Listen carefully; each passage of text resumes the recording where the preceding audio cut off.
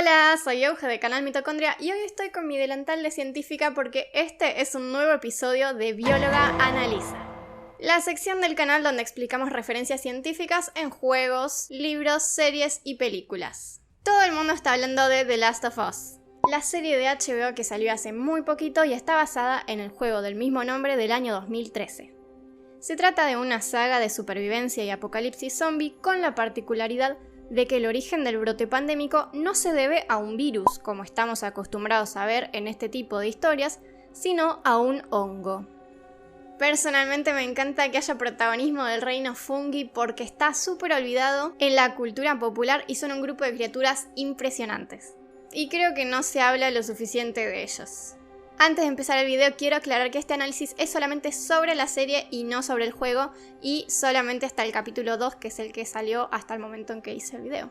Así que no va a haber spoilers por si no jugaste o todavía no viste el resto de capítulos de la serie. La serie empieza mostrando un programa de entrevistas en la televisión a fines de los años 60. El entrevistador está con dos expertos en epidemiología y le pregunta a uno de ellos si le preocupa una posible pandemia de virus. El científico dice que lo que le preocupa no son los virus ni las bacterias, sino los hongos. Ante la reacción incrédula del público y del conductor, él explica: los virus pueden matarte, pero los hongos pueden alterar la mente. Y ahí empieza a describir cierto tipo de hongo que parasita hormigas y las controla a su antojo, como si fueran marionetas muertas vivientes. Según el experto, si existiera un hongo similar capaz de infectar humanos, tendría un potencial pandémico nefasto. No habría cura ni vacunas, ya que sería imposible crearlas. Un paisaje totalmente desconsolador y que es de hecho lo que vemos que pasa unas décadas más tarde, cuando es el comienzo de la historia de nuestros protagonistas. El hongo del cual hablaba este científico y en el que se basa toda la trama es el Ophiocordyceps unilateralis, un hongo parásito que infecta preferentemente a ciertas especies de hormigas, provocando cambios en su comportamiento. En realidad podría haberse basado en cualquier otra de las muchas especies de hongos manipuladores que existen, porque este no es el único, y cada uno tiene su especie favorita para parasitar. Como todo parásito, lo que busca el hongo es reproducirse y contagiar a más individuos. Por eso las hormigas que viven en colonias son un huésped ideal para el contagio masivo. El proceso es más o menos así. Una hormiga sale de la colonia para buscar comida.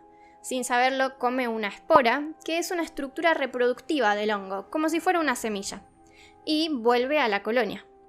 Al principio no muestra ningún síntoma, con lo que la infección pasa desapercibida por las otras hormigas.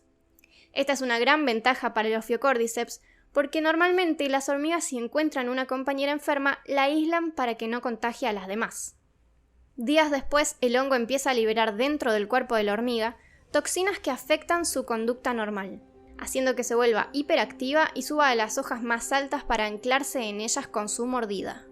Ahí el hongo se alimenta de los tejidos de la hormiga, creciendo cada vez más adentro de su cuerpo vacío, hasta que atraviesa su cutícula, sale hacia afuera y libera más esporas desde lo alto, donde la había obligado a quedarse. ¿Cómo funciona biológicamente esta infección? No está exactamente descrito cuál es el mecanismo de infección, pero sí se ha visto que este hongo afecta a los neurotransmisores, feromonas y músculos de las hormigas para provocar todos esos síntomas zombies. También hay ciertas toxinas del hongo que interfieren con el reloj biológico de las hormigas y las obligan a salir a buscar comida cuando no es el momento. Se cree que Ophiocordyceps tiene en su interior también un reloj biológico y tiene comportamientos distintos cuando está expuesto a la luz solar, algo que también vemos en los infectados en la serie brevemente en el segundo capítulo. En todo organismo parásito siempre hay una preferencia por la especie que parasita, el huésped. Y esta preferencia está tan arraigada que está escrita en los genes, tanto del parásito como del hospedador. Por ejemplo, hay genes del parásito que les permiten producir enzimas que degradan específicamente los tejidos del hospedador. Existe lo que se llama una coevolución de ambas especies.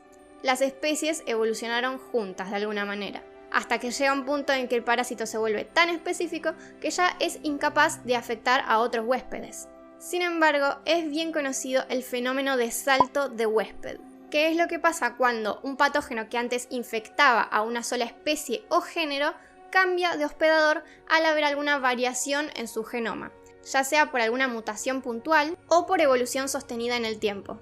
Y esto es a lo que hace referencia uno de los científicos al principio de la serie. Dice que el hongo no infecta a humanos porque no soporta más de 34 grados y nosotros estamos a 36. Pero que si hubiera un calentamiento global, el hongo podría adaptarse a mayores temperaturas y lograr parasitarnos. En realidad, por más que pasara esto de la temperatura, los genes del Ophiocordyceps no están adaptados a las estructuras humanas.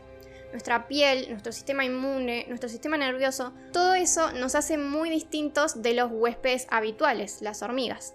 El salto de huésped que estamos diciendo tendría que ser enorme y no alcanzaría con una sola mutación o un tiempo muy corto de evolución para poder llegar a nosotros. Evolutivamente hablando sería muy costoso. En la serie, la infección comienza en una molienda de harina, donde hay trabajadores infectados que no se sabe de dónde se contagiaron en primer lugar.